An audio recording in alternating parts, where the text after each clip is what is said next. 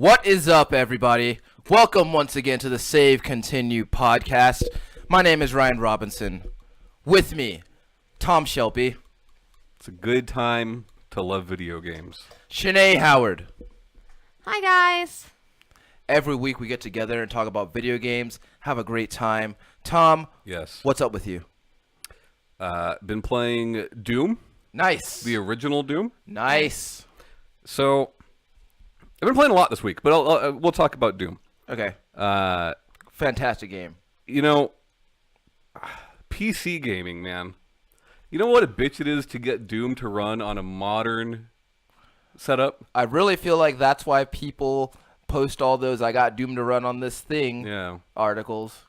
You have to download it. Well, there's a few different things you can download. I downloaded a file called ZDoom. Okay. ZDoom or VDoom? Fuck, I don't remember. Either way, you have to download this, go into the local program files, and replace one of those with this file to get it to properly work. Nevertheless, got it working. Yeah. Still phenomenal. Still fun. That game really, really holds up. Also playing Yooka-Laylee. Yeah, that was going on when I got here. Yeah. Yooka-Laylee got higher middling reviews. Lots of 7s and 6s. Yeah. I think that Yooka-Laylee to me is like almost what No Man's Sky was to you. How do you figure? Because people expected so much from these games. People thought that Yooka-Laylee was going to bring back the third-person platform or the 3D platformer, Right. and just revolutionize the genre and all this and that. Playtonic never promised that. Sure. Playtonic said, "Hey, we're making a successor to Banjo-Kazooie," and that's what Yooka-Laylee is. And so it's basically a case of people not managing their expectations. Yeah, I think it's fun. If you like Banjo, this is like Banjo. Yeah. That game is. I guess you were playing it for about maybe 10 minutes after I got here. That game very much like you could very easily just replace Yuka and Laylee with Banjo-Kazooie and play the same damn game. Sure. But it's still, like you said, if you like that, then it would still be a decent experience. And I'll say this: when the game launched, there were a lot of problems on the console versions. I'm playing on PC. Yeah. But from what I understand, those problems have since been addressed. Yeah. It looks cool. I noticed in the main menu that there were some multiplayer options there. Yeah, I don't know what that's all about. Yeah. I know there's co-op, but I don't know how it works. Yeah. I wonder if that's local only or if there's online too. But I did get that game for free, so it's not like I put my own money into it or anything like that. Sure. But I'm enjoying it. By the way, how did you pull that off? How did I get it for free? Yeah. A friend sent me a code over PSN. Oh, how nice. Yeah. That's really cool. It's nice to have friends. Yeah. You make a lot of video game friends. You get a lot of free video game things. Yeah. I got a free thing last night. It wasn't a video game thing though.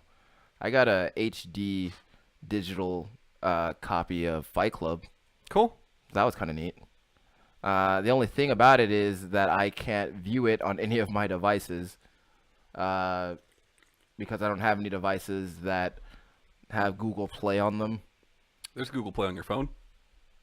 That's true. I wonder if I could, but I can't stream that to my TV. The only thing that without the thing. if you get an Apple TV, you could. Yeah, The only thing that Google Play doesn't allow on iOS devices is podcasts. I've noticed. Yeah. I've noticed that. I know that because of us. Yeah, If you have an Android phone, you can use Google Play to listen to us. If you have an iOS device, you cannot. yeah. If you don't like iTunes for some reason, there's always Stitcher and all those other things. Shanae, how has this week been for you? For you. It's been really, Dope. Mm-hmm. yeah. Yeah, you showed us all those pictures of your IKEAs. Oh yeah, I went. Me and Bert went to IKEA yesterday, and Y'all getting ready for the big move. getting ready for a big move. I've been nesting super hard, and I've just been like thinking about different decorating stuff. And I know it's like boring to a lot of people, but I loved that like in Sims. I think you were talking about like Candy at one point, like spending a bunch of time building the houses and then not really playing the game.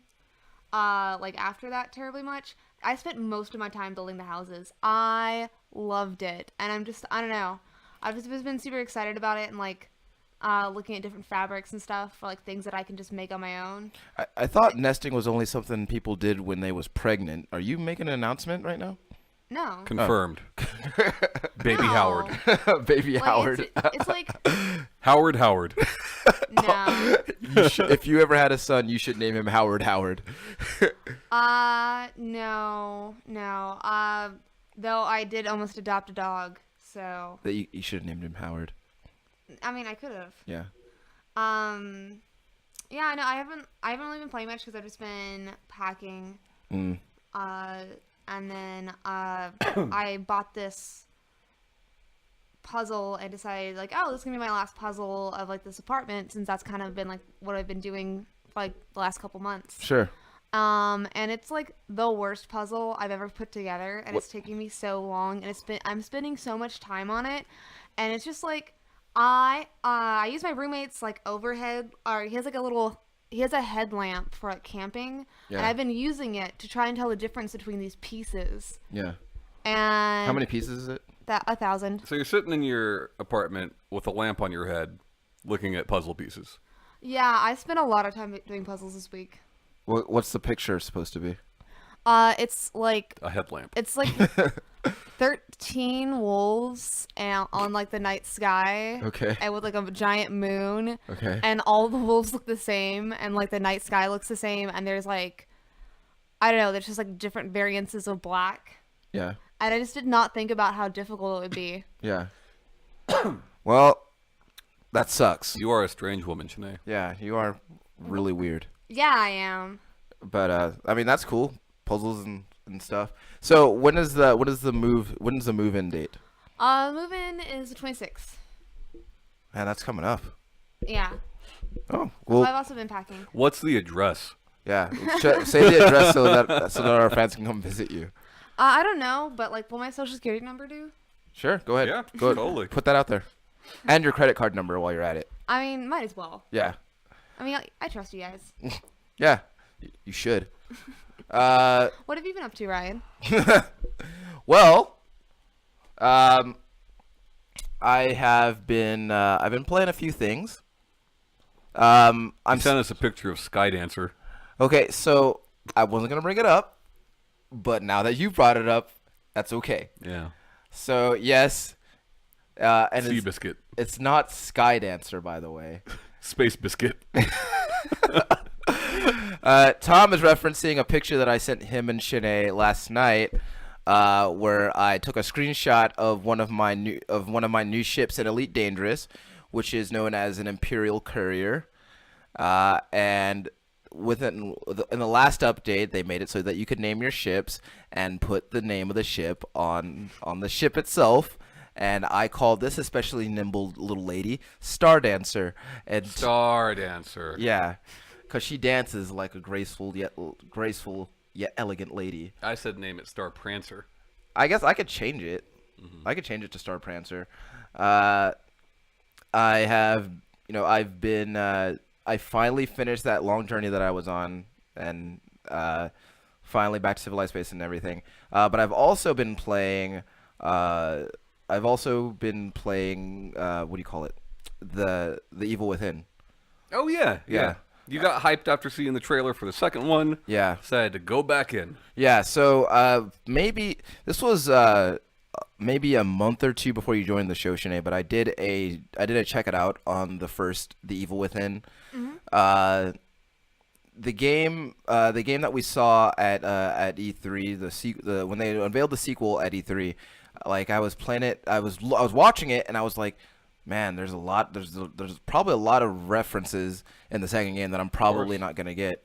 And so I went back. Now I had a save file for a pretty decent length into the game, but it had been over a year since I'd actually booted that game up. So I was like, well, I got to start over. As is everyone want to do. Yeah. Yeah. And that game immediately gave me the heebs-jeebs. I don't remember it scaring me like that before, but it certainly did. It's certainly doing it now. And I attribute that to it just being easier to scare me as time goes on. You'd be a very jumpy old man. Yeah. So the main thing is that the way that they showed the Evil Within 2 was like a really rapid series of hard cuts to like these different these different milks, these but a lot of the sequences were like kind of action heavy. I noticed, and I was playing and I'm by no means think that's like an actual indication of what that game's gonna be like, but I didn't remember it before, but the first game, the first Evil Within, they're really restrictive on the ammo. Because of course it's part of that whole survival horror experience. But it's a Mikami game.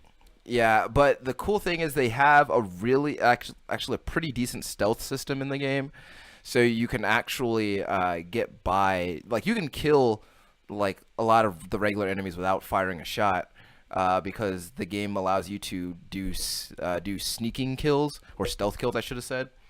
Also, real quick, hey Doif, or the Doif, sorry. Oh hey. Yeah.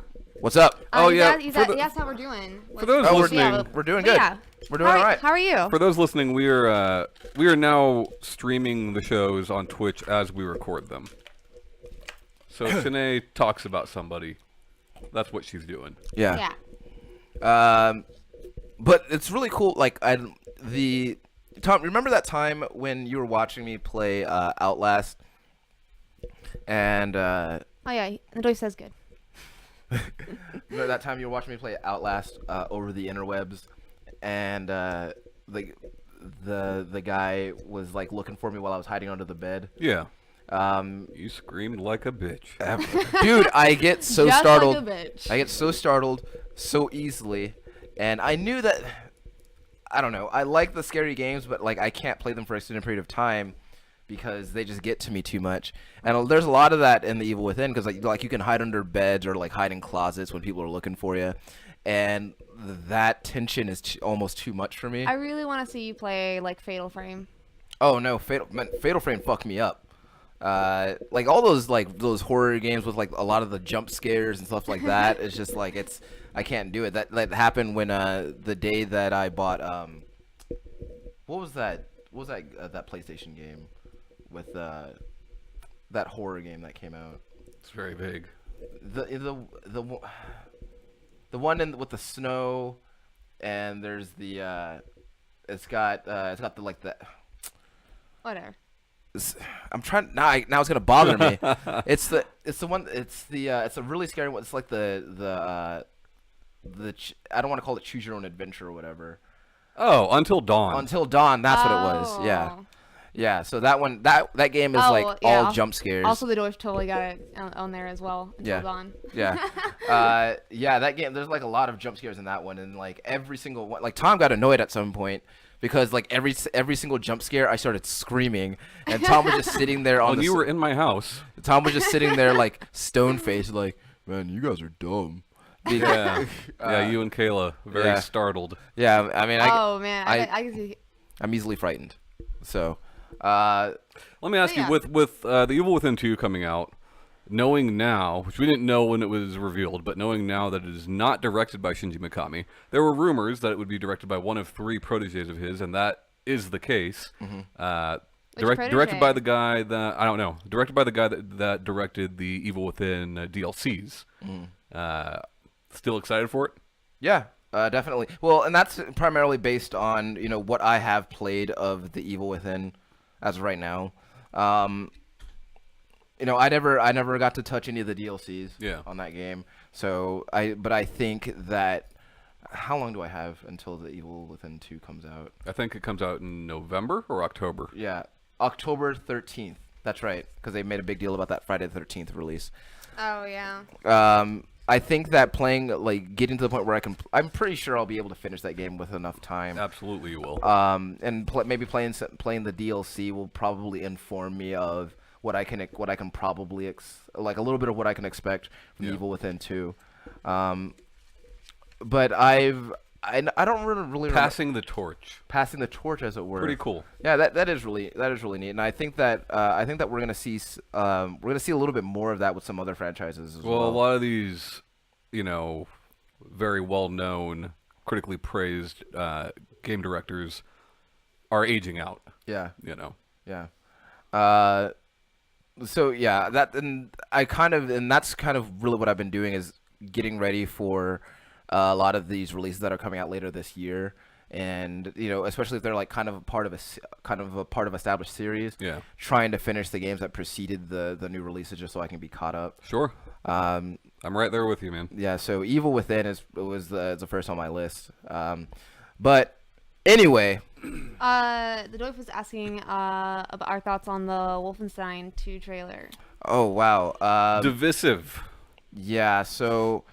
I liked it. I know it's making a lot of people excited about Wolfenstein that haven't been in a long time.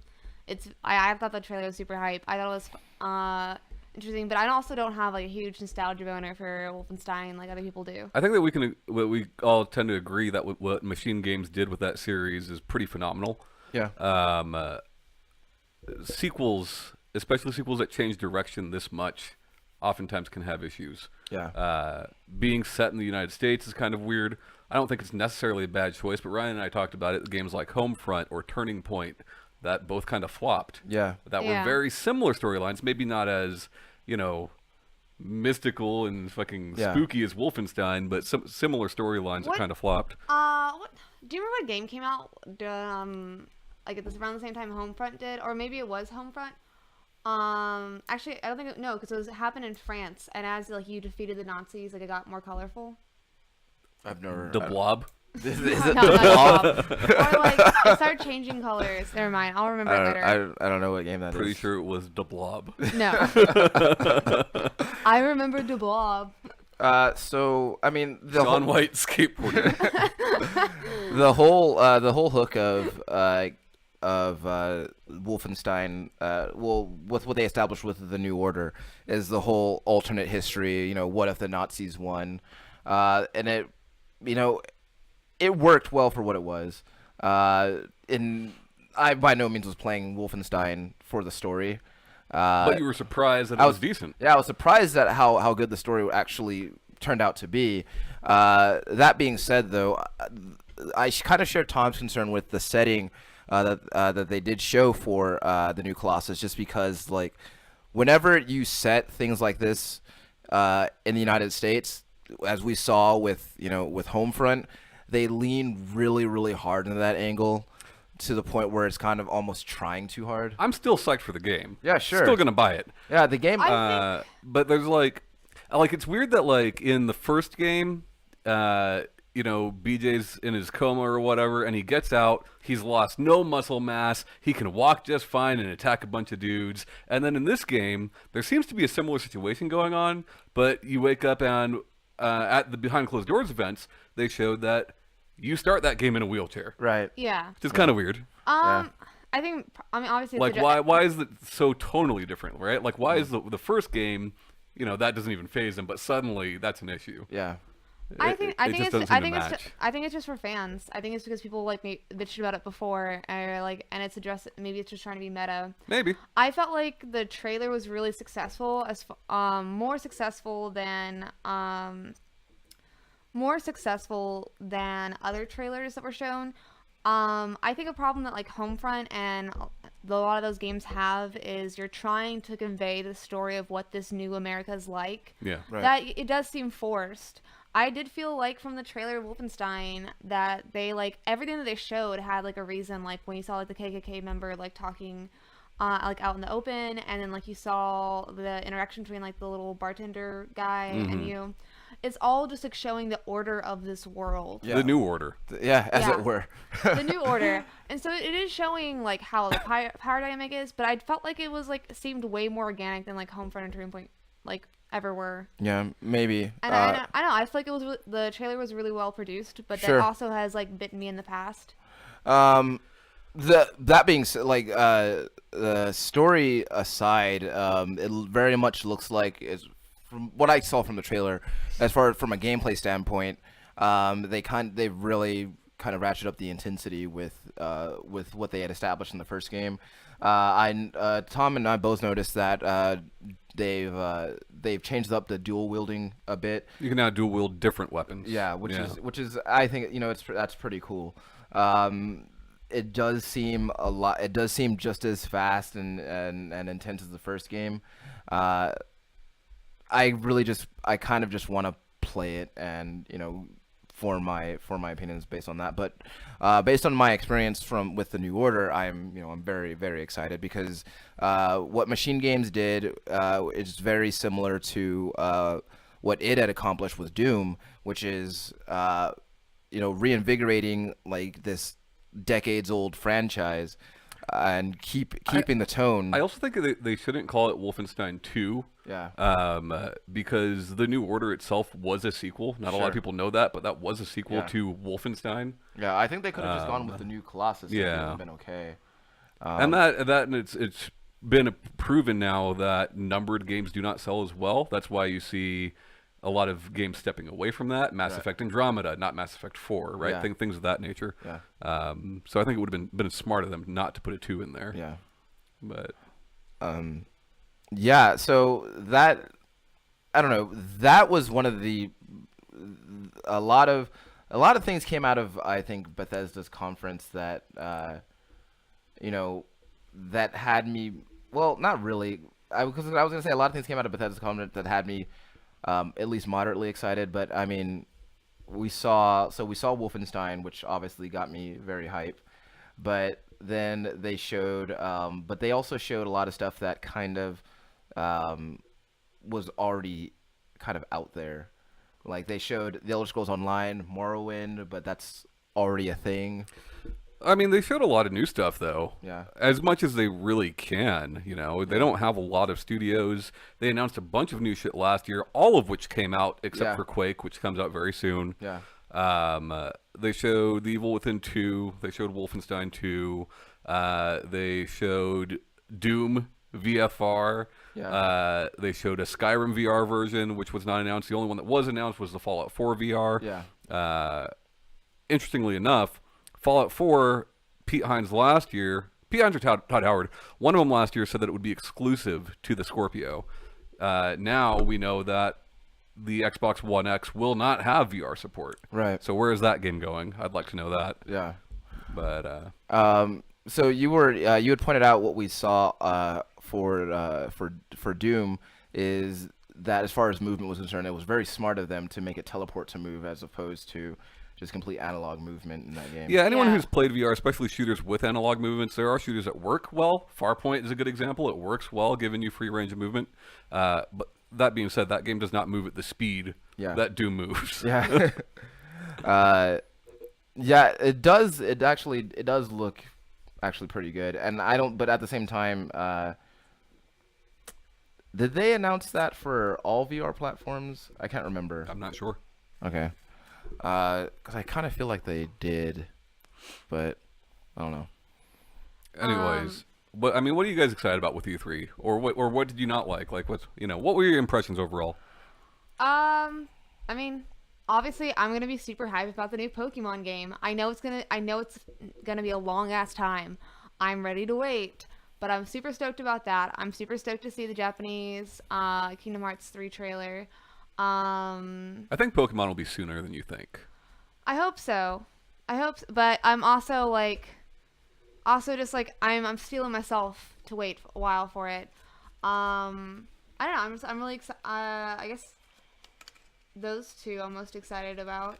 So I don't know, overall impressions. So everything else. Oh, you know what? Also, the new Horizon Zero Dawn DLC looks so good. Yeah. But then again, that's like kind of up my alley about like the different lore and stuff. I like Frost stuff. Horizon Christmas. Yeah. Horizon Christmas. So I mean, after watching all the conferences at E3, I found pretty much all of them to be really actually they're pretty entertaining, right? Except for EA. Yeah, I thought everyone's conference was pretty strong except for EA. Yeah.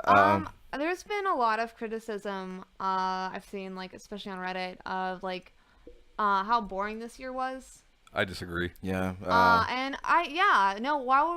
all three of us were watching it, we got excited about quite a few things. I mean, I talked some mad shit about the fashion, but yeah, you had a really. But that's a norm, though. Yeah, that's Shanae for you. Here's the thing, like if 2016 and 2015 were the year of dreams, as people have dubbed them. I think that 2017 is the year of lessons learned. Yeah. You see a lot of interesting things with everybody that was there that they have learned from either their competitors or from previous years that they've dealt with themselves. Bethesda releasing all of their games that they announced last year within that year, except for one, was pretty impressive. And I think that's why you see less things slated to come out in 2-3 years being shown, right? Sony's big problem this year is not that they didn't show anything good. They showed a lot of phenomenal stuff, but it's mostly stuff we already knew about. Right? A lot of it is stuff that we saw for the first time last year, and we're seeing it again this year. Maybe we're seeing more gameplay this year or whatever, but it's the same shit, and I think that's why people weren't so excited. I don't think that's necessarily a bad thing, though. Sony just got done releasing The Last Guardian, which took 10 fucking years. Right. And I think that they've learned that that's not something people want anymore. Which is why we're not seeing Sucker Punch's game yet. Yeah. But also because of the other conference. But think about last year's Spider-Man Homecoming trailer. Homecoming? Just Spider-Man. Just Spider-Man. I don't know. Homecoming's the movie. Yeah, you're right. So last year's Spider-Man game trailer to this year's. There's like quite, and then I do feel like think that. Sorry, stutter kicking in. Let's restart that sentence. I feel like from the video they showed last year to this year, they're really showing a lot of growth in the game, and I think that it's a really, really nice way to do it. I don't feel like the God of War trailer that we saw this year was nearly as exciting as last year's. I think that's only because last year it was new to us. But last year's Spider-Man was new, and I wasn't excited about that then. Sure, but last year we saw 10-15 minutes of gameplay of God of War, whereas we did not see that with Spider-Man last year. This year we saw a gameplay demo of Spider-Man. Yeah, and I think that's Spider-Man garnered more excitement because now we actually have a proof of concept with this one. Right. And the fact that it feels like a Batman game, and that's pretty dope.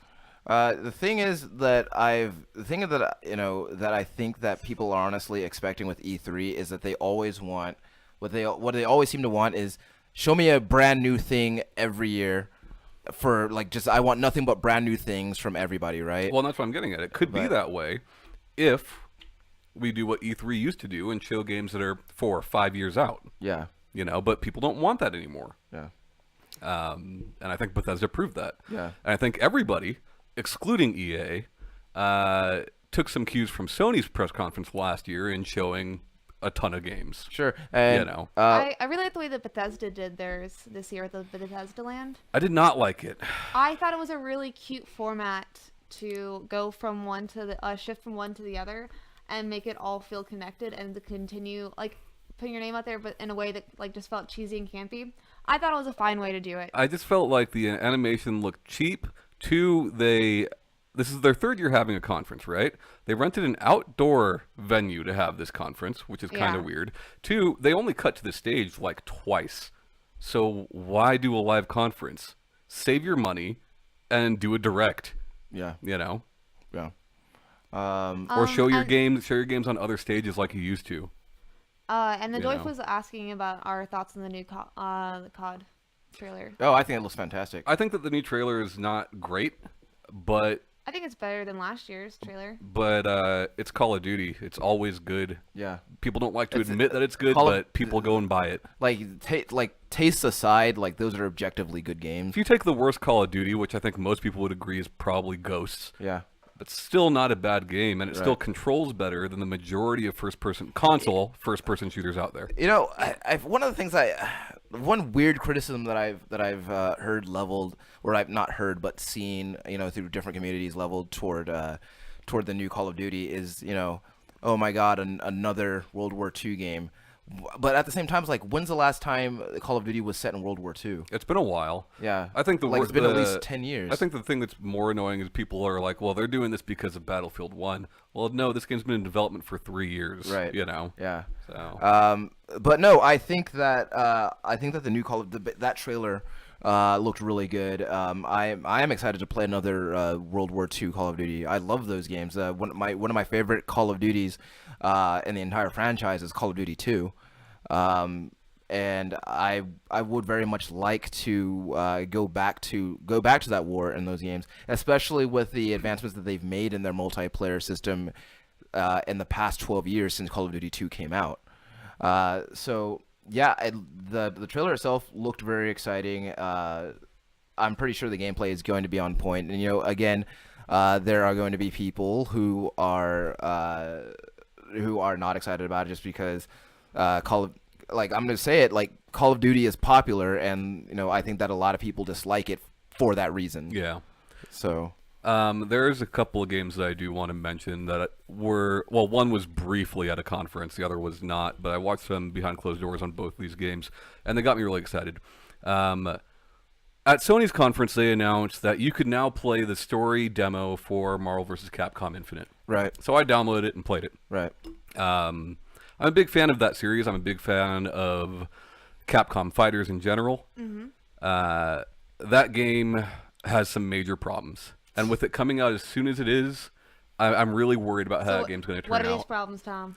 The animation looks like something you would see on a mobile device. It's not great. Oof. The textures are horrible. The story mode feels forced. It feels like they're doing it as a response to NetherRealm and a response to the criticism of the lack of single-player content for Street Fighter V. Yeah. It's not great. And it's got frame rate issues, which you don't want in a fighting game. Mm-mm. So, and then, we had the release recently of the latest Injustice, which does not excite me because I don't think environmental hazards have any place in fighting games. Also, this whole armor system is not something that I can get into, even though I know most people really like that game and it's doing very well. So as a fighting game fan, I'm just like, well, what do I have to look forward to as far as fighting games go? Dragon Ball Fighter Z or Dragon Ball Z Fighter, I'm not sure what it's called, because they have the font all fucking weird. Yeah. So that's being developed by Arc System Works, who do Blaze Blue and Guilty Gear. This game is Marvel vs. Capcom 3, and that excites me very much. Yeah. You've got a heavy, light, medium. You've got 3-on-3. It is very much Marvel vs. Capcom. Isn't it weird though that in a weird kind of way? And I don't even like Dragon Ball. Yeah. I just like those mechanics. But like in a weird kind of way that the Marvel vs. Capcom experience has kind of been outsourced to a completely different franchise. Right. Because like I was here when you downloaded that demo, and it just like to see that game in action, it just does not flow well at all. Yeah. And I don't know if the demo is indicative of how that story will actually progress, but bye, Doif. Thanks for watching. Later, Doif. I don't know. Even that game just does not. It's nothing exciting to me about that game at all. There's not, and it sucks because that's a series I love. You know, and I will probably still play it at the very least to see if it turns out well or not. Yeah. There's another game. I'm not sure who's developing it. I'm pretty sure it's going to be published by Nicalis, but I'm not positive. It's called Blade Strangers. It's a new 2D fighting game. Mm-hmm. It's a crossover fighting game, but it's not a crossover of games that are immediately recognizable or franchises that are immediately recognizable. It's got characters from all sorts of different games in it. You've got characters from Cave Story in a fighting game. Right. You've got characters from Code of Princess, and like it looks phenomenal. Yeah. Yeah. So I'm excited for both of those. Yeah. So I mean I said before that that I thought EA's conference was largely just a very boring affair. Sure. But I mean there were some things that came out of that had me really excited. A Way Out. Oh, capiche? Well, we joke about that, but I do think it's a good idea. Yeah. I think it looks like it'll be an interesting game. Yeah. But the Need for Speed Payback, that game has me actually very excited. Yeah, a lot of Burnout vibes. Yeah, it seems like it's very much if you took Burnout and mixed it with Fast and the Furious, and you basically it looks like that's what you have for Need for Speed Payback. Yeah. And that's very appealing to me. Sure. I like what they're doing. I'm into the open world sort of mechanic of Need for Speed at this point. This doesn't seem that way though. This seems more scripted. than previous games. And the fact that you switch from one car to another Right. in the same event, and Yeah. like that's pretty cool. Yeah. Taking away the forced online connectivity. Yeah. Let me pause the damn game.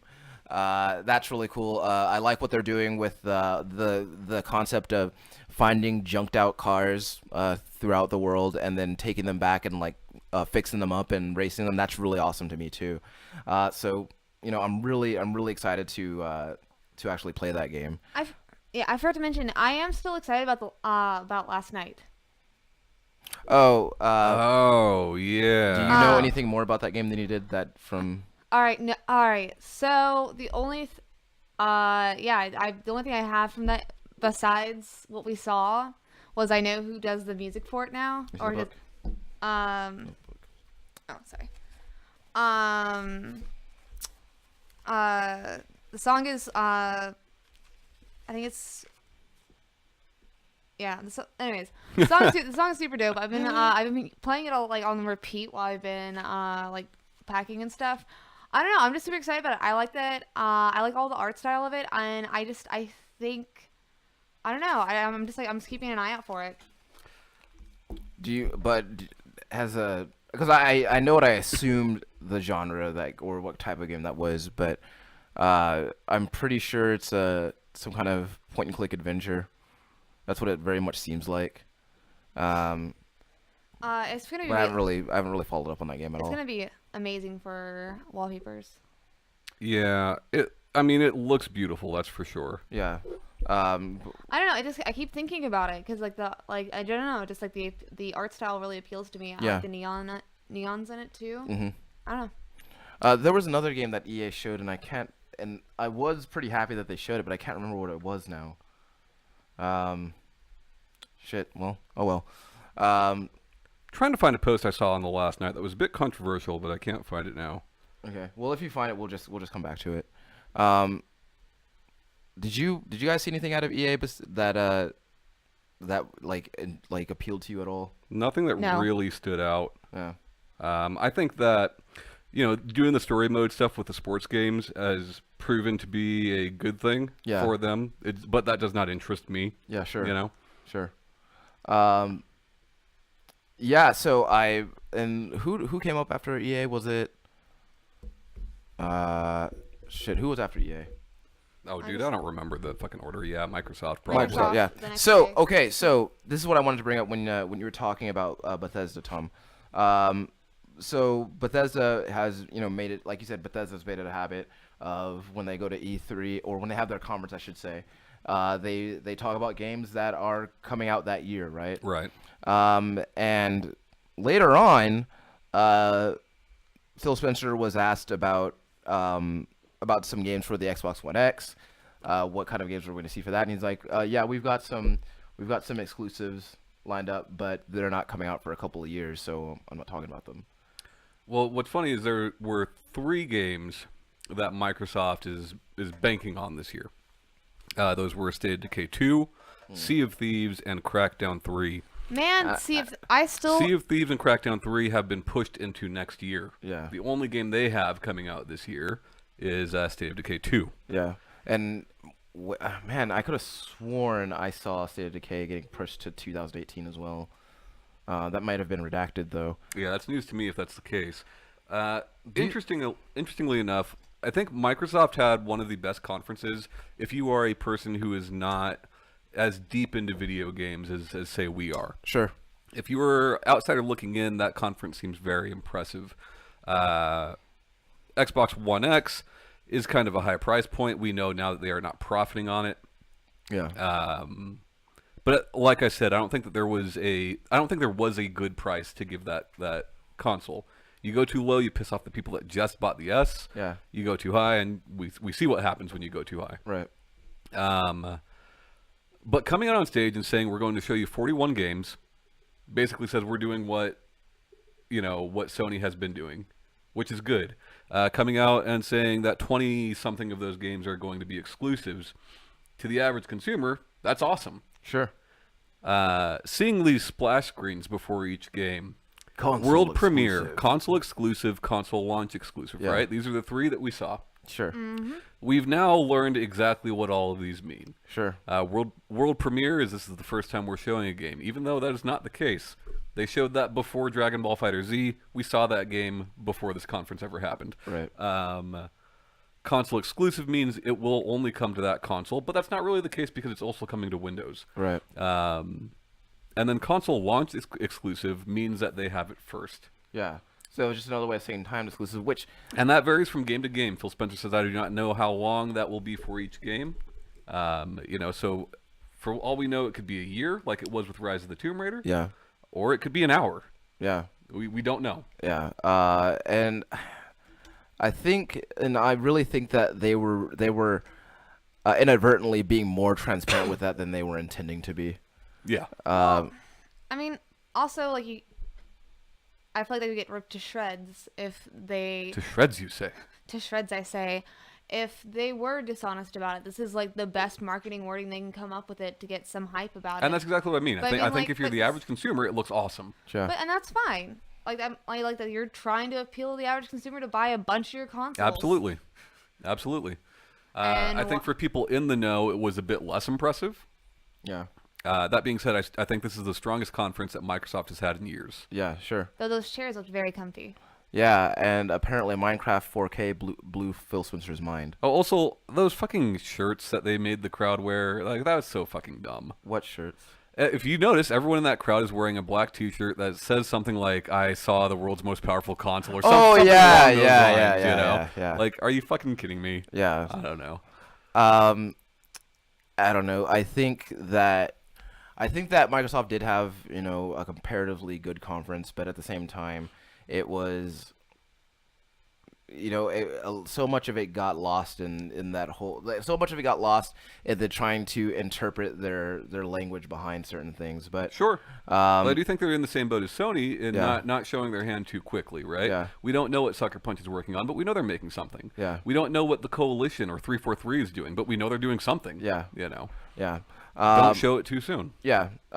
So I think I was the only one of the three of us who, when they brought up that Porsche for Forza, I was like, man, that looks badass. Yeah. So for those that don't know, EA has had the exclusive with Porsche for a while, and that just expired, which is how we see this in Forza now. Sure. But it's not going to be exclusive to Forza. GT Sport will also have Porsche. Yeah. So, play the racing game of your choice. You'll have a Porsche in it now. Yeah.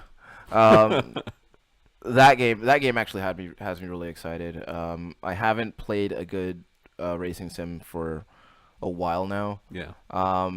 Forza, the new Forza actually looks really good, but I'm feeling like I'm not gonna really invest in a sim anytime soon until like I get a racing wheel of some kind, because playing those games with a gamepad is fucking tough. But well, I know with GT Sport, they've changed the control scheme. Like, you now have several different control schemes to choose from. Okay. You have the classic GT face button control scheme, but now you also have like a more modernized triggers for pedals type thing. Yeah. Now, I've actually been really wanting to talk about the Ubisoft conference. What a fucking improvement! Yeah. Thank God. Yeah, because oh my God, Ubisoft last year. Every year. Every year. Every year. They never have a good conference. That's not to say they don't show anything good, but they never have a good conference. Never fun to watch. There were still a few missteps in this year's conference for sure. Like most improved award. Yeah, there should be an award for that. Yeah. There were some missteps for their conference this year, like that outdoor gameplay demo of Assassin's Creed. Yeah, that was just awful. Don't do that. Yeah. But one of the things that was really, really impactful to me was they showed the trailer for Beyond Good and Evil 2. Yeah. And then Michel Ancel comes out on stage and he came out first. Yeah. Yeah. They show it, and then you could tell like he's tearing up and yeah, and why wouldn't he? Yeah. This is something that him and his fans have wanted for a very long time. Yeah, and it's made all the more poignant by the ever looming acquisition of that studio. But like seeing that I think that was like probably my favorite moment of E3. I mean, here's the thing: the fact of the matter is that Ubisoft, one, like you said, they will be not will be, but very likely will be taken over by Vivendi. Yeah. They've got this South Park game that's just in development hell for one reason or another. Yeah. Right. They gave a date for the 3rd time. On that game. I mean, there's been speculation about Beyond Good and Evil 2 for fucking ever. Right. They're a company in a tough spot. They just had a movie that flopped. They're bringing that series back for the first, not for the first time in years, but for the first time in 2 years. Sure. Which is new to them. Right. It's a company in a tough spot, and to see them improve this much was pretty phenomenal. Yeah. The stuff that they showed for Assassin's Creed looked like it plays like a different game than previous entries, and I think that Assassin's Creed behind closed doors comments on that game. Oh, let me hear him. Not good. Let me hear him. People are saying it's a beautiful game, plays very much like Assassin's Creed plays, but like loot is kind of annoying. Oh yeah, that did seem like it has some loots in there. Also, combat. They described where you're fighting these guys, and there's like some sort of like spiked trap. What? And if you just move into the right position, the NPCs will continue to walk themselves into that trap, and you don't really have to do shit. Just nullifying any sort of difficulty and conflict. It sounds interesting. It sounds weird. Apparently, the shield mechanic is really weird because like you lock on and bring your shield up at the same time, which is kind of strange. Like it's the same button to do both. That is weird. That's kind of. But that game's got some time. Yeah. It kind of hurts my heart a little bit to hear that because I was hoping it would be a lot better. Because it just sounds like I've harped on it multiple times. My experience with Dead Island, where I just ended up curb stomping for hours. Sure. Yeah. That's all you're doing. Yeah. And I don't want it to just be the easiest and fastest way to kill them, and that's all I end up doing because I'm just trying to get to the next part. Yeah. Well, and here's the thing: with all these games that I'm going to talk shit about, the games, they're not out yet. Sure. There's time to change them, but some of them there's not as much time to change as others. Assassin's Creed being one of them, Shadow of War being the other. When we saw Shadow of War, I said straight out, that does not look good. Sure.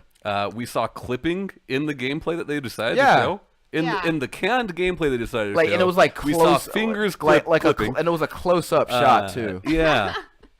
Apparently that game has a lot of issues. Oh. A lot of issues. Did you happen to remember?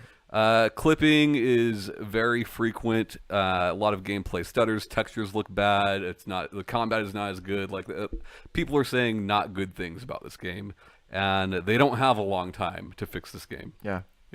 What about the which is a shame because people loved the first one. I love the first one for sure. What about the PC conference? Yeah, that was a shit show. PC conference was fine. The problem with the PC conference is, of anybody that you would expect to have a steady stream, it would be them. It would be the PC conference, and goddamn, their stream was bad. Yeah, so we got to see a few things. We did get to see a few. We did get to see a few games. There was some. I can't remember the name of it. Some giant robot turn-based strategy game that actually looked pretty neat. XCOM 2 expansion, War of the Chosen, out April 29th. BattleTech was the name. Looks cool. I have not played XCOM 2 yet, but I would love to. Double Fine, Ooblets. Oh yeah, that game looks super adorable. Very adorable. Yeah. Don't know what it is, but very adorable. Yeah. It looks like if you mixed up Pokemon with Harvest Moon.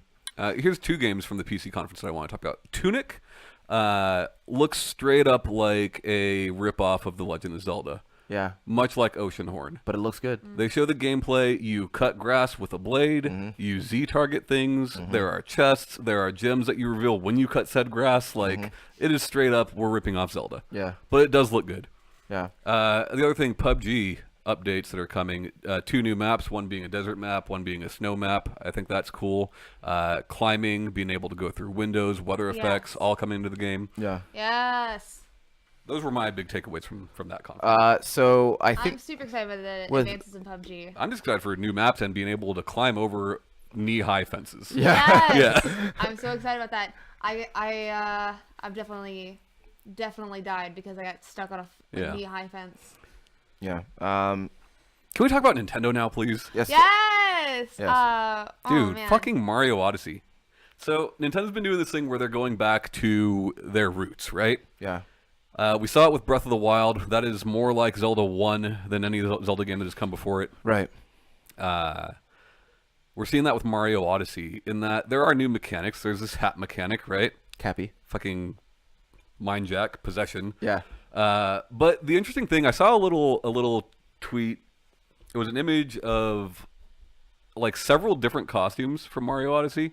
One being like a football outfit, one being the sombrero, one being the safari outfit, and like all of these are in old Mario games. They're all pretty obscure, Right. But they're all like this is all shit that we've had before. Right. The rocket ship that he blasts off in is the rocket ship from Mario 2. Yeah. Like His first girlfriend's yeah, in the game. yeah. Pauline's in the game. Like Yeah. it's fucking awesome. That game. You can be a Bullet Bill. Yeah. And who wouldn't want to be? Can you? Did they establish that you can be a There's- chain chomp? Because I would love to be a chain chomp. I mean, you can be a fucking T-Rex, you know? I want to Yeah, I be was a chain like, chomp. I have seen so many T-Rex memes. Yeah.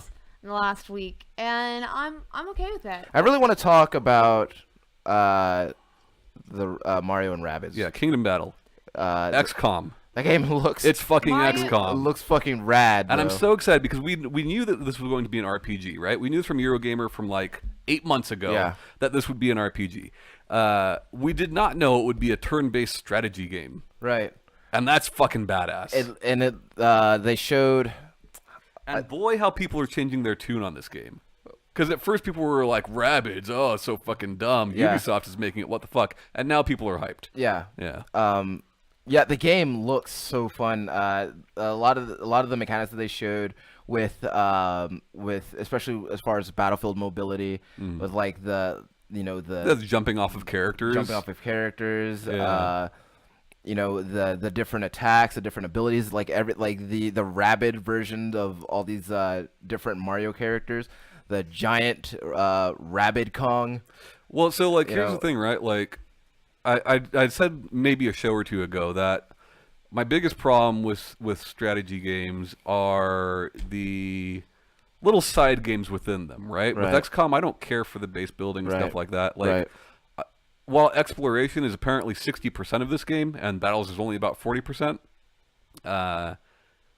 it seems much more up my alley. Yeah, and 'cause there's it not going to doesn't- be permadeath Yeah. because you're not going to kill off Mario in Yeah. the first 20 minutes of the game. Yeah, you know? Like, and like you're not gonna be building up Peach's castle or yeah, anything. So it's going to I be think this- fucking great. I think this is probably going to be the XCOM that you wanted to play. Sure. I mean, don't get me wrong. I love XCOM. Yeah. But yeah, this is going to be it, man. Yeah. Were you gonna say, Shanae? I think it was the guy who created Rabbids. They like panned to him crying over like that. Oh yeah, yeah, yeah. Uh And huh. I was like, man. Yeah. And he made it on like a bunch of different subreddits and just like people just being like, this guy's so happy. And like, imagine the game that you created like being paired with Mario. Oh well, yeah, and like you've never like your company in the past, there'd be no way for you to work with Nintendo in that way, right? Like, okay, so there was Mario and Luigi costumes in the Wii U version of Rayman, you know? Yeah. That's about it. But like being able to make a game with those characters, it's fucking awesome. Yeah. Then but then I don't know. Then we're talking about Nintendo. Then they showed their Metroid 2 remake. Well, the conference didn't show that. The direct didn't show that, right? It showed the Metroid Prime 4 splash screen. Where did we see the Metroid? That was in Treehouse before, right before or right after the Okay. conference. Okay. I'm worried about that game. I like Metroid 2. It's obvious now why they took down another Metroid remake because they were working on this. Yeah. You know, granted they would have taken it down anyway. But, Yeah. But you know why they took it down so quickly is more evident now. Yeah. Mercury Steam is making this game. Mercury Steam, for those that don't know, made the most recent Castlevania games, Lords of Shadow 1 and 2, as well as Mirrors of Fate. Mirrors of Fate was a 2D Castlevania game exclusive at one time to the 3DS. It has since come to other platforms. A lot of people don't like that game. I like it because it plays like an old Castlevania. It doesn't play like Symphony of the Night. It plays like Castlevania 1 or Castlevania 3. The way you God know? intended Castlevania to be. No, I mean, I prefer the RPG Metroidvania. So do you but think that the reception to those games kind of might inform what the reception of this Metroid might be? I don't know. I don't know how informed people are. Yeah. You know? And I don't know how many people played Mirrors of Fate. Yeah. But I mean, also, there's gonna be a lot of people that this is their first time playing that game. exactly. Yeah. Exactly. And the gameplay they showed, and they showed a lot of gameplay. Yeah. Looks fun. Looks good to me. So Samus I mean, Returns, I think it's there's plenty of called. people that are just looking Yeah. for a new franchise to be attached to. yeah, Metroid 2 was the return of Samus. They're calling this Samus Returns, Yeah. but it is a remake of Metroid 2. Yeah. And you know, and the whole Metroid Prime 4 thing was really spawned out of, you know, Reggie likes to talk a lot. I don't think that's seriously what happened, dude. We were joking about Yeah. this. We were joking about this last year. Reggie Fils-Aimé said, "Ask me about Metroid a year from now, and I'll He tell could you have, where and we he stand." could have easily come back next year and be like, no, we're not doing it. Yeah. But And Ryan and I were like, "Oh yeah, they made the splash screen last minute, so Yeah. so he wouldn't look like an so, idiot." You know? so that he wouldn't have to punish them. But Yeah, so that was I don't know. I think that Nintendo is they're back, baby. you think so? I hope so. I don't know, but I Yeah. hope so. Yeah. You know, I still don't know a whole lot about what their roadmap for the Switch for 2018 looks like. I know that did they talk about? I can't remember if they talked about ARMS at all. I don't think so. I know they did the Invitational and all that, but I don't think so. But like that game's out, like if not already this week, right? Yeah, yeah, No real reason to talk about it too much there. yeah. But I think that they've got a good thing going. We've got this year 2 Mario games, right? We've got Xenoblade this year. Right. Yep. You know, Pokken and all that shit. And next year, hopefully they have something great then too. Yeah. Presumably Metroid or Pokemon or whatever there might be. You know, gotta wear shades, Ryan. Future's so bright. Yeah. All right. Yeah, I understand. I get it. You know, I think that was one of the things about this year's E3 is that, you know, I said before that I think a lot of people want to see what a lot of people think that they want to see anyway is brand new things every year, right? Sure. But what I like about E3 is having it, you know, like give me an idea of what my expectations should be for like the next 12 months or so. Yeah. 2017 is going to be 1998 Part 2. Yeah. Man, this year's been really good. Dude, October, November look yeah. fucking insane. Yeah. And this year has already been so good. Yeah. You know? So, you know, and one of the things that I was glad for with this year's conference is when Sony was showing Days Gone, or as it should be known, Dead Don't Ride. When they first showed that game, I believe at PSX. No, they first showed that game at E3 last year. Okay. Yeah. They closed the show with it. Wasn't personally, I was feeling kind of lukewarm on it. There was just something about it that just didn't really like vibe with me that well, right? And then but when they showed it again this year, what they kind of like expanded upon like some of the other aspects of that game, and now I've definitely come around on that. So the behind closed doors event for this game this year was the same scenario they showed on stage, but at a different time of day, different weather, and approaching the situation completely differently. Okay. And that's interesting to me. Yeah. You That know, is really. Oh, that's really nice. Did it indicate whether or not it's like, is it a true open world? I don't know. Okay. I think so, but I don't know. It seems that way. Oh, Yeah. speaking of true open worlds, I mean, Metro's not, and a lot of people are really bummed about that. I guess they got the. Metro? Has Yeah. it ever? Metro's been? never been though. Yeah. So I mean, why a would lot, they a lot expect of people that? thought this was gonna be the first one. People are dumb, man. Look, Metro 1 and 2, you were going in a straight line It's like almost the just- entire just game. corridors after You just, corridors. you just have like there's a couple spaces where it is open, but, Yeah. but generally it's a very. So linear game. I'm really Yeah. not. I'm People really are dumb. wondering where like people got that idea. Like that being said, this new Metro, what they showed of that new Metro was very pretty. I'd like to see some actual gameplay though. Yeah, so they did this with the original BioShock. The first BioShock trailer we ever saw was in first person. People thought, "Oh, this is the game." I remember that. And Yeah. it's not. They used that trailer. 'Cause I'm calling it a trailer, even though it dressed itself up as very gameplay. much as a trailer. That is in game. However, that is not gameplay of the game. Right. That is not what Metro Exodus is going to look like. Yeah, sure. And again, the game looks really pretty, but like I have no idea how that game plays. Right. Hey there, hi, bye, not now. Oh, hi. How you doing? Who? Hi, bye, not now. Okay. Yes. That's the name. Hello. And I was saying this before that it really reminds me, like that kind of presentation of a game really reminds me of what Guerrilla did with Killzone 2 back in 06, I think it was. I mean, the list goes on. What happened with BioShock? What happened with Watch Dogs 1? Like, there's tons of games that do it. Yeah. But Again, I'm looking forward to playing that one.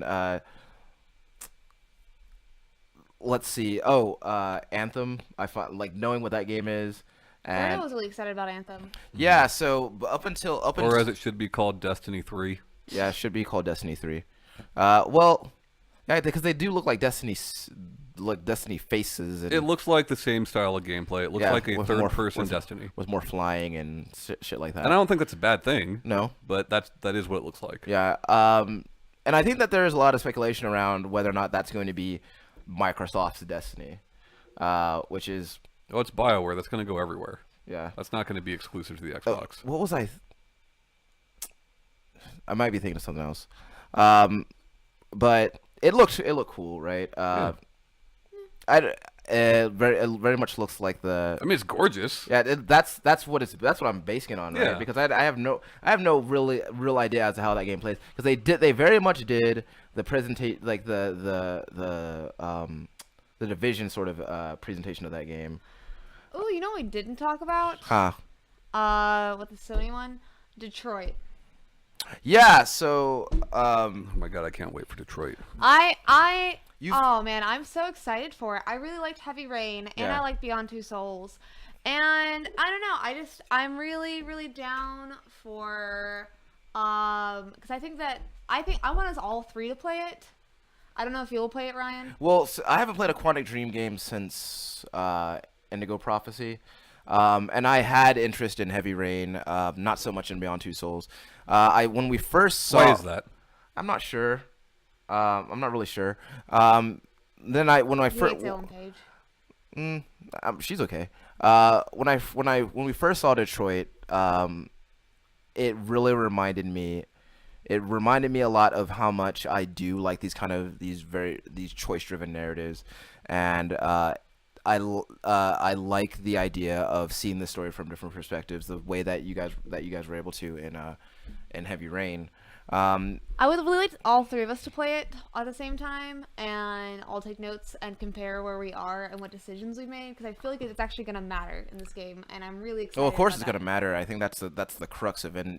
Well, I mean, look, what's great about these David Cage games that is, in my opinion, superior to things that Telltale puts out, or even stuff like Until Dawn or whatever it might be. Well, I guess Until Dawn is similar. There is a tremendous amount of different ways that things can turn out, right? Yeah. More so than these other games, like way more than these other games. Right.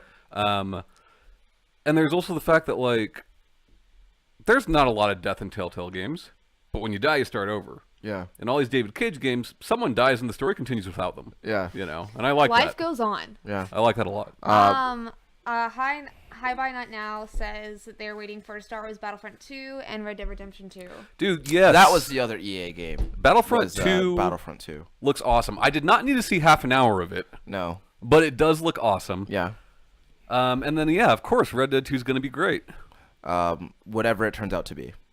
It's I mean, the theory There's gonna, going okay, around. there's gonna be horses. There's gonna be 6 guns. Theory going around is going to be There'll like be GTA, varmints. where there's multiple playable characters. Yeah. And I hope that's the case. Sure. As long as none of It's them a is like good- Franklin. It's a good way to world build and give variants of gameplay style, but still being in the same universe. Yeah. But yeah, Battlefront, fuck yeah. Yeah. Super excited for that. I don't want to see 30 minutes of any game at a conference. No. I want to play those 30 minutes, you know? Yeah, sure. But it looks great. It looks great. Yeah. I mean, I felt Sea of Thieves went on too long. It did. It did. It did. Although I am glad to have such a firm grasp of like how that game is played. All right, in a group of people. But the gameplay demo we saw last year was a lot of the same. Last year was mainly on sea, and then this year we got some land bits. Yeah. So, speaking of pirate games, what about that Ubisoft one, the Skull and Bones? It's smart. A lot of people after Black Flag wanted them to do a pirate game unattached to the Assassin's Creed series. Yeah. It looks like it's a PvP only game. Yeah. And I hope that's not the case. Yeah, I think they might be using like the For Honor framework here. Which is great. For Honor is one of the best-selling games this year so far. Yeah. They said that there will be a campaign, but did they? Yeah, but how, like, whether or not like it's because like a lot of these like really really really heavy multiplayer focused games, the campaign is usually just there. Yeah. Which I really, I'd like a campaign, but I'd really like to play that game with other people, but I'm so glad Battlefront 2 has a campaign. Yeah, but I don't think it needed it, but I want it. Yeah. Why not? I think I don't know. I mean, here's the thing, right? We've got now 8 movies to give you a story, all the story you need for fucking Battlefront, right? But I'm down. It says it covers every era of Star Wars, right? Yeah. That's cool. I don't know. Like I said, I don't have like a nostalgia, like a big nostalgia like heart for like Wolfenstein, but I do for Star Wars, and I've read the books, and I love the original. Well, most of those books don't count anymore. I know they're not canon anymore, but it still is a lot to go through and a lot of lore. Yeah. And I really like campaigns because I like being able to have my power fantasy come to a game. Like, where I'm in the Star Wars universe. I want the campaign where I can just, like, block out everybody and just, like, focus on that. I just think it's fun. I like it coming to life for me. Yeah. Which I like, yeah. So, I don't know. I think it needs a campaign. One thing that I pointed out that I thought was weird about Battlefront 2 is that the gameplay they had, where they had, all those people playing in the match, it was all third person. There was no first person. Mm-hmm. Which we know the game does have first person. I just thought it was an odd choice to have literally all of those players playing in third person. That's what the pros do. Yeah, they do not. Not for that game. PUBG, sure. Battlefront, no. I think maybe it was just maybe they wanted to show off the character models or something. Well, I get that, but you can do it for some and not all of them, right? Yeah. We don't need to see 5 different droids. Yeah. Or do we? When they're all the same? No, we don't. Okay. All right. I thought it was weird. I don't know who said it, but I think I heard someone say, ability to play as. We're finally going to be able to play as droids in multiplayer, and I was like, yeah, they did that with the actual original Battlefront game. So it's like it's not a new thing, but I don't know. I really wish I hadn't slept on the first one, but I don't think I'm going to make that mistake with this one. I don't think that you're missing anything jumping into this one, Yeah. I'm hoping this game is more complex than the first Battlefront. Yeah. First Battlefront is very much a casual competitive shooter. Yeah. I hope this is a bit more hardcore. Yeah, you want that hardcore lasers. Yeah. Very much looks like it. It looks like it plays. They both look like they play very close to the battlefield. Oh, you know what else was weird about that demo? What? And I'm sure this is not what they're called in the game. Well, I guess I'm not sure, but I'm pretty sure this is not what they're called in the game. Yeah. But they were referring to weapons they used the words shotgun. Oh yeah. There's no shotgun in Star Wars, All right, so he's got that Glock. Yeah, very strange, very strange. I love my AK lightsaber. Yeah, exactly. Yeah. Say something else, All right. So, what are your top 3 thoughts leaving E3? Games. All right. Yours? Like I said, I think that the majority of these developers and publishers have learned lessons either from themselves or from others, and I think that this year is showing that. People that aren't excited for E3 because, like you said, we're not seeing all this crazy new stuff that we didn't know about. You know, that's always fun. It's fun to be excited about that stuff, you know. Yeah. But it's also fun to see a lot of these companies maturing and hopefully making better decisions going forward. Yeah, and I like the idea of seeing like You gave your 3 thoughts. Hold on. I like the idea of seeing something that I was excited about initially, like how far it's coming along. Right. Because it's kind of worrisome. Like you hear about something that you're really excited about it, and then next year you just don't hear anything about it. So it's kind of like reassuring to see that. Well, it's like, I mean, think about it, right? Think about last generation, what Nintendo did with the Wii U, where they blew their load early, right? They released all these first-party games, and then for long periods of time, they didn't have anything to put out, right? Mario Odyssey, we know, has been done. It's been done, and they're holding it. And that's a smart fucking thing to do. So you have something to show later on, right? Sony learning not to announce games fucking forever before they're out. Yes, I know Death Stranding was announced. That is not a first-party game. As far as their stuff, right? Whatever Sucker Punch is doing, they're holding that close. They'll wait. Maybe we'll get that at PSX. Maybe we won't get it until next year. Who knows? Microsoft showing more games, you know. I feel like everybody has learned something, and I think that's good. Yeah. Yeah, I agree completely. I think that if we're going to compare just last year to this year, I feel like there's definitely been a lot of growth in presentation styles. I really like thinking about these as like a marketing thing, like for each individual series, which is like the point that I was bringing up earlier. I think there's a lot of successes of talking about the games that they brought up last year, and I think that there was a lot of failures, and I feel like that was all pretty apparent. I feel like crowds there are not taking as much bullshit. At least like this year, there's no Woo Lady. Yeah. That was like in everything. Let's not forget this year there are much more of the public in attendance this year than ever before. True. Yeah, no, I really and I think that with that, a lot of presenters and a lot of people are putting more thought in their shows as a whole. And it's making it to be a much more enjoyable E3 to watch. You know, one quick thing. I like that the past couple of years, Sony has kept it classy with their presentations, right? Last year with the orchestra and all that. This year with the musicians and all that shit. And this year, they tried their new environmental thing where for every game there was like snow or there was light that simulated grass on the stage and things of that nature. Yeah. But for Days Gone, we don't need these fucking stupid people hanging from the ceiling. That's a bit much, kind of dumb. Don't do that but shit. I enjoy it. Days Gone? Yeah, that was so dumb. I enjoyed the rest of it. I don't need the people hanging from the ceiling. I think it's great. And then Sean Layden mentioning, oh yeah, I had to walk under those people when I came out here. Like, no one cares, dude. Yeah. You rehearsed this. Yeah, like, you knew they were there. I think it's fine. Make a projection of it. But for the most part, they do keep it classy, and I feel like they continued this year. I think they should have gone further. You wanted more bodies. More bodies hanging from the ceiling. Sure. Sure. Yes. All right. Well, that's it. I want to thank you guys for joining us. As always, it's a pleasure bringing this content to you. If you guys want to reach out to us, you always can by email at savecontinuepodcast@gmail.com. You can also find us on YouTube and your favorite podcast streaming services. My name is Ryan Robinson. With me, as always, Tom Shelby. Goodbye. Shanae Howard. Bye, guys. See you next week, guys.